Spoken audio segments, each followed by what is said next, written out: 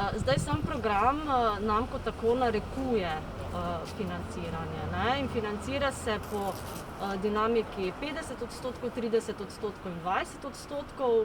Po zaključeni začetni fazi in podpisanih vseh pogodbah, tako partnerskih kot tudi financerskih, je bilo v letu 2018 nakazano 50% sofinanciranja s strani Evropske unije.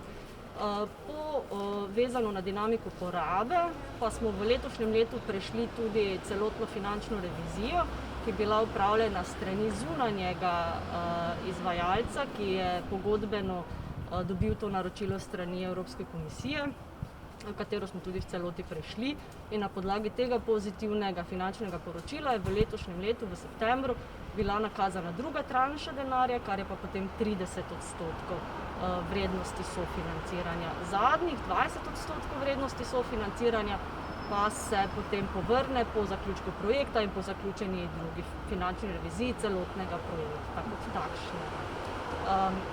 Vezano na samo porabo, pa kot rečeno, do zdaj je bilo nakazanih 80% vrednosti projekta.